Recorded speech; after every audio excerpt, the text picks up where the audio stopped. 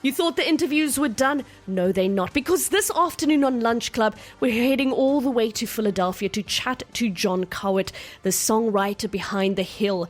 Now, his brand new Americana folk album is already making waves across the world. And South Africa is officially on the radar with growing radio support for his new single, See You There. With roots in Laurel Canyon songwriting, classic country textures, and lush pedal steel soundscapes, this is intimate. It's global storytelling at its best. John, good afternoon. How are you doing? Doing well. It's morning here, but thank you. I'm getting a little bit confused with the dates, but hey, at least I got your time correct. Now, John, it's so much fun to chat to you, from the other side of the world.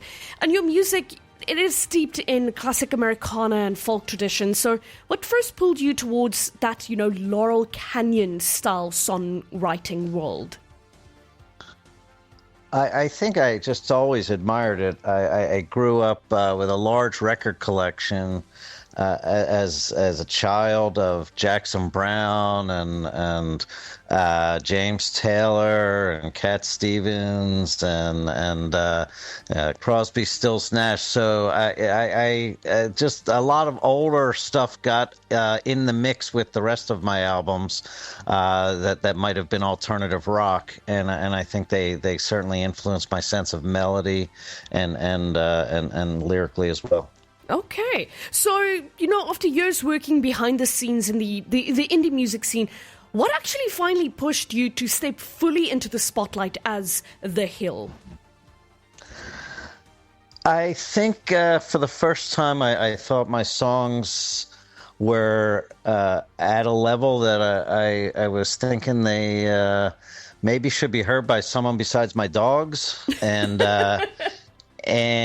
so I thought it was just time and to take a chance, and it was a very lucky that I ran into someone that I had been friends with when I was 10 years old, who's a very notable steel guitar player in the United States.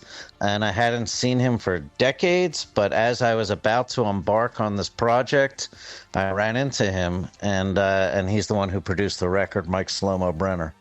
Fantastic. Look, I am a sucker for, the steel pedal. Really, really fantastic sounds that can come from it. But your new album, it's exploring themes like part-time parenthood, companionship, romance, lifelong friendships. Why were these stories important for this record?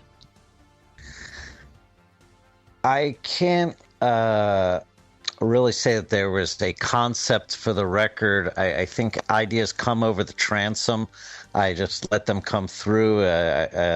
Sometimes a bunch come at once, and sometimes you go through periods where the ideas aren't coming through. But I think things that are emotive and connect allow someone to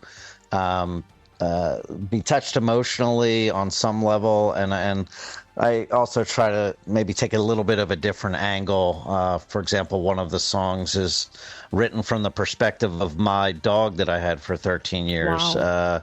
And another song, again, as you mentioned, is written from the perspective of someone who's going to go through part-time parenthood for the first time. And so I try to take a little bit of a different perspective on some themes that maybe get touched on, but I'm maybe looking at it with a different lens. No, you spoke about Mike just now, about how he helped you get on this album and to complete it. So what did Mike bring creatively that shifted the sound of The Hill? Oh, so much. Mike has.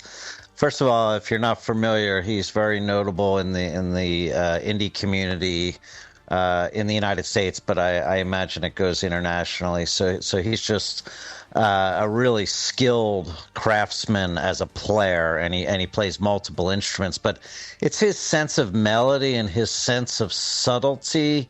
He knows just the small touches that can enhance the song, that don't have to necessarily hit you over the head, but they're just these moments in the song that he will bring. He also brought in some world-class musicians that he knows from being in the industry for decades that also participate. And then our engineer of this record is a very notable engineer that's worked on bands that have been top 40 bands in addition to indie rock bands. So he's spanned, he's also had a big career. So the sound of the record, I think Mike's connection with John Anthony was helpful to get that.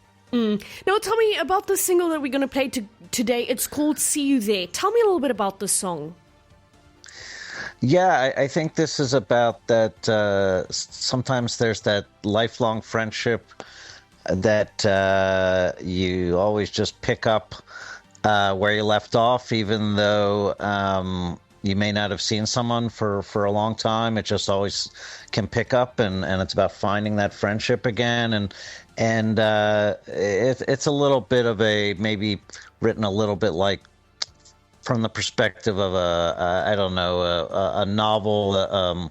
In my head when I wrote it, it felt like a story that was like a book about two childhood friends and their journey, taking different paths, but ultimately they're always remain friends. Fantastic. Now, if we're looking ahead to the future, obviously with your song charting here on radio stations, what would a South African tour or collaboration ideally look like for The Hill? Like a dream. Yes. It's something that Mike and I have talked about. He's on tour right now, actually, with a band that's touring the United States. But ultimately, I think something like South Africa, I think he'd find room in his schedule, and we'd get the other players. I think that's dreamlike. I'm sure. The documentary about Rodriguez, yes. And that's my favorite. That's my favorite documentary of all time. So just the idea of being